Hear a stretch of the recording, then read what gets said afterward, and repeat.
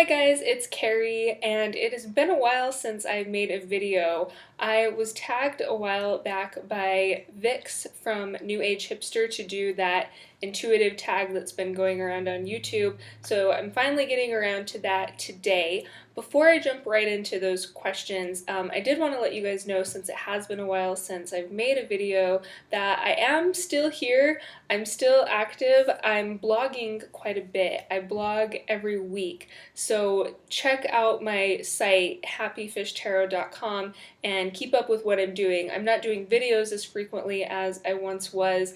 I'm doing videos once in a while when the mood kind of strikes, but I'm still blogging very frequently, so please stay in touch with me.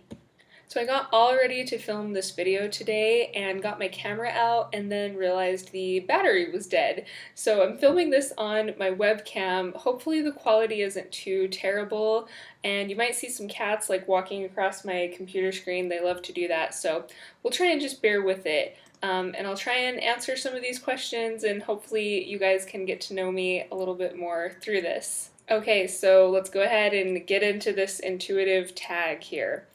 Number 1, share your first paranormal experience that comes to mind. The first that comes to mind happened a few years ago when I first moved into an apartment. It's actually in the same building I live in now, but it's in the basement.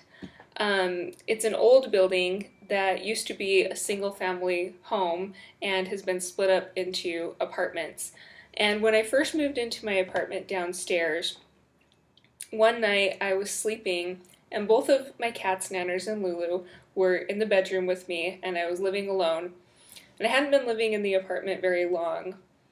I woke up in the middle of the night because I heard a loud crash coming from the living room, and after the crash I heard a music box start to play. Naturally, I was incredibly freaked out. I knew the cats hadn't knocked anything over because they were both in the room with me, and I hadn't been living in the apartment very long, so I was just kind of laying in bed frozen in place, and I didn't even dare get out of bed to go see what was going on. The next morning, when I walked into the living room, I had forgotten that this little thing I even had was a music box, but I have this little piano, little tiny, like that big, that was given to me by my grandpa, and it was sitting on top of a scarf that was given to me by my grandmother, and they were both sitting on my entertainment center in the living room. So when I walked into the living room in the morning, they were both on the floor, and not just as though they had toppled off the entertainment center, they were a good distance away. They were probably 10 feet away from the entertainment center. So I called my dad, because he's the most rational person I know, and I told him what happened, and I was kind of freaked out. I don't know my beliefs. I haven't really fleshed out my beliefs about ghosts or anything like that, but it was certainly strange, and I didn't know how they could have gotten knocked over without some kind of interference. So I called my dad thinking he would comfort me and, talk rationally to me, and he said, well, maybe it was just Granny saying hi, because this was only a few years after my grandmother had passed away and the scarf belonged to her. So that's the first paranormal experience that came to my mind just now. Okay, number 2, have you ever had a premonition? I guess kind of. The only thing I can think of that could have possibly been a premonition that I had involved one of my kitties that I used to have growing up. His name was Pooh, and I loved Pooh so much. We had such a special connection. He was my baby. He lived with my parents, and I moved away and went to college, but I would always look forward to coming home and visiting Pooh. And he was getting to be kind of an old man kitty, and he was kind of a chunky kitty, a little bit overweight. And one day I called my mom, and I was talking to her and asking her how Pooh was doing. And she told me that he had been breathing a little bit heavily, but she wasn't too concerned because he was kind of overweight, and I guess it was pretty normal at that point for him to have some heavy breathing every now and then. But something about it felt different to me this time. And so the next day I called, and that time I talked to my dad. And I asked my dad how Pooh was doing. And he said, "Oh, Pooh's doing really well. He's laying outside right now. I can see him laying out on the porch." And I just had this feeling, and something within me knew that Pooh had died. And so I told my dad, "Could you please just go outside and make sure, even though I know you can see him out the window, can you please go outside to him?" And so he did. He went outside and checked on Pooh, and sure enough, Pooh had passed away. So it makes me emotional still thinking about it, but I don't know if it was exactly a premonition, but I do think I had a connection with the cat, and I think some part of me knew when he was moving on. Okay, next question. When did you get your first tarot or oracle deck? What deck was it?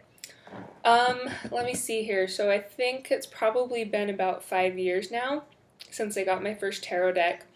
And it was actually I have it here on the bookshelf next to me. Let me grab it. It's buried under like a million other tarot decks. Hold on.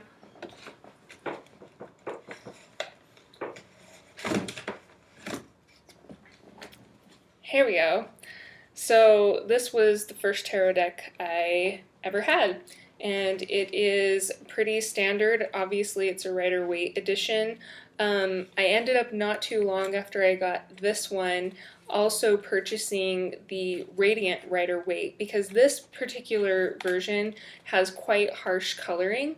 I could never really get fully on board with the coloring, and so I got the Radiant Rider-Waite after that, and then I got the Universal Rider-Waite, and then I got the Centennial Rider-Waite. So it's taken me a while to find the Rider-Waite version that I like the best, but right now the Centennial is it.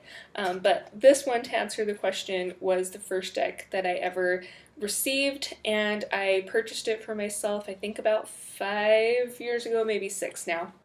Okay, what element do you connect with the most? I would say water. My astrological sign is Cancer, and I don't know a lot about astrology, but I've always felt that when I read about kind of the standard traits of that sign, they seem to suit me very well. And when I look at the suits of the tarot, I definitely see myself the most in the cups. Not that I don't see myself in all of them. I think we're all kind of made up of a combination of these things, but water would be the one that I relate to the most. Next question. Do you believe in fairies? Um, that's a really hard question to answer. I guess, in short, a one-word answer would be no, not exactly. I don't disregard the possibility that there are rules of the universe that we do not understand, or that there are not other dimensions, or other universes, or other spheres of existence, or anything like that in which fairies could exist. So I don't write off the possibility, but it's not, believing in fairies in a literal way is not something that's a prominent part of my worldview. I do think with fairies and any kind of, fantasy creature, they typically come from something within the human psyche. So they represent something within us, and we see a part of ourselves in these mythical or fairy tale creatures. So in that way, I could say, yes, I believe in fairies. I believe they're part of the collective unconscious and part of kind of the landscape of our psyche. So anyways, that was a very jumbled answer, but we'll just go ahead and leave it there. Do you prefer the moon or the sun? Do you prefer the moon or the sun? Well, I mean, I prefer both the moon and the sun. I don't know if I could really say I prefer one or the other. I probably relate more, generally speaking, to the moon. I know kind of the attributes of the sun and the moon really vary depending on the cultural paradigm or whatever, and there's a lot of different ways to look at it, but I guess generally I associate the sun with masculinity and the moon with femininity. And so, in that regard, I've always felt that I do have a close relationship to the moon. But because I have a close relationship to the moon, I also tend to be prone to some of the negative sides that come to having a close relationship with the moon. such as falling prey to illusions and having a little bit of anxiety and things along those lines. So for that reason, I also feel drawn to the sun, because I think the sun holds aspects of clarity and things that don't necessarily come as naturally in my psyche. So the archetypal energy of the sun is something that I often work with in my own life. I guess probably partly in turn because I do have such a close relationship with the moon. So again, that was kind of rambling, but yeah, I would say I love the moon and I love the sun. Gotta have them both. Okay, question number 7. What is your favorite crystal or stone? Oh my gosh, these questions are really difficult to answer. You know what? I don't know a lot about stones and crystals, to be completely honest. I do have a little collection, nothing too fancy, and I do enjoy working with a lot of them. I don't know if I really have a favorite. I guess if I had to pick a favorite, I might say crystal quartz.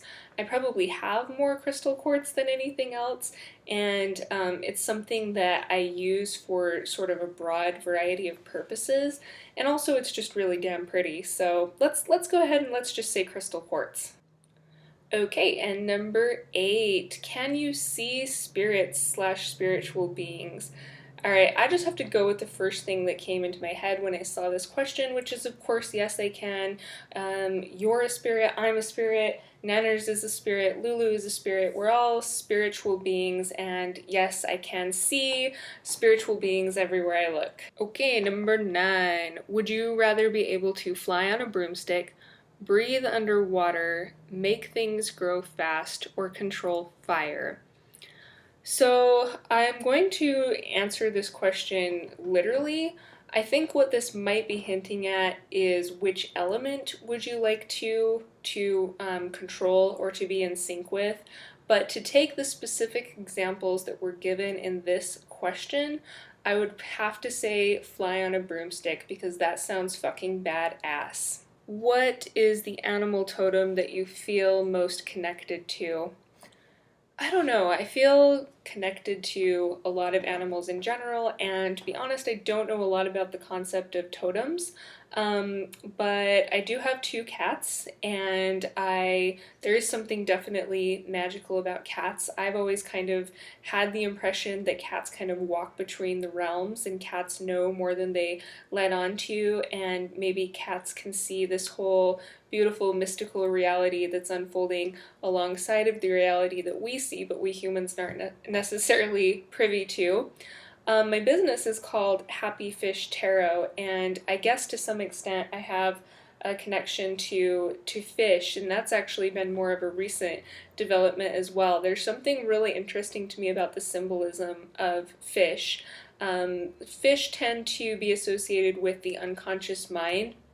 They tend to be associated with kind of the watery realm of emotions. They're sometimes associated with wishes. So yeah, I guess let's go with that. Cats and fish. Oh, okay. So the next question says, wait. Oh, sorry, I got lost.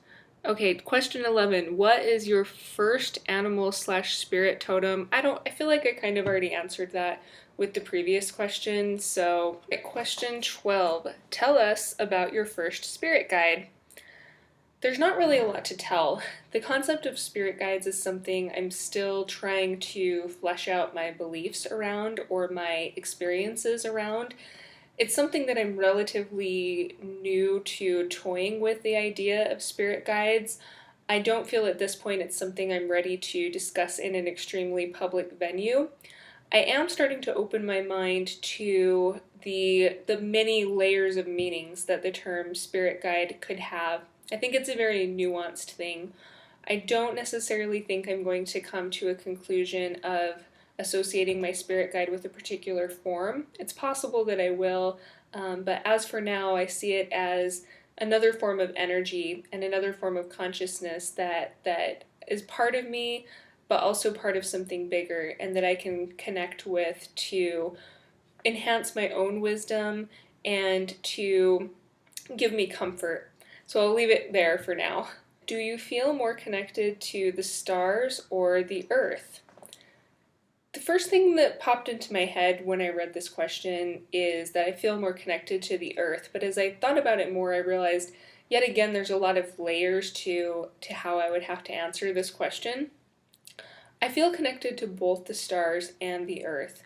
When I think about this question, I kind of think about the way that the earth to me symbolizes the really practical aspects of being a human.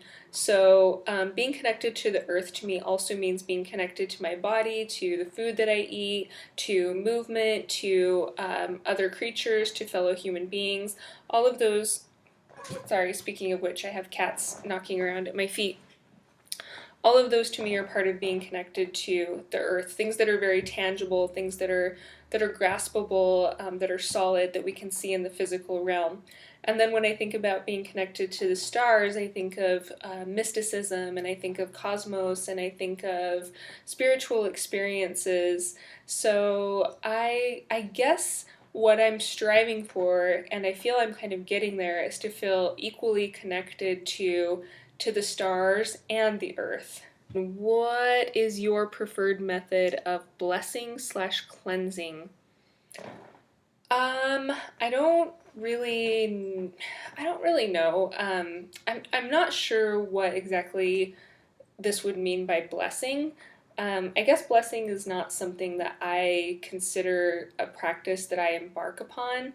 Cleansing to an extent is something that I do, but it's not something that I have particularly strong rituals or particularly strong opinions around. In fact, when it comes to, for example, my tarot decks or my crystals or anything like that, I think that cleansing can be as simple as talking to them and just telling them that I'm releasing any energy that they have pent up, or that they're allowed to release any energy that they have pent up. I also go for the old classic of using sage, so like to burn me a little sage and get it going around the air. All right, and the last question, what color do you feel most spiritually connected to? Oh my gosh, a lot of these questions are really hard because it's very hard to pick one of anything, and it really depends on why I'm working with that particular color. For example, when it comes to working on my personal power, or when it comes to trying to be more bold and more proactive in my life, I really like red and orange. And then it kind of just spirals on from there. I love colors. If you were able to come look around my apartment, I have all kinds of artwork with lots and lots of colors in it because I like having a variety of colors, and I don't know what color I feel the most spiritually connected to. So can I say all of them? All of the colors of the rainbow I feel the most spiritually connected to. Okay, that was really hard answering these questions, but it was kind of fun, and hopefully it gave you guys a chance to learn something about me. So thank you for watching. Please do make sure to visit me at happyfishtarot.com. Again, I'm not putting out videos as frequently as I was, but I do write blog posts every single week, so please read them. Thank you. I'll talk to you soon. Bye.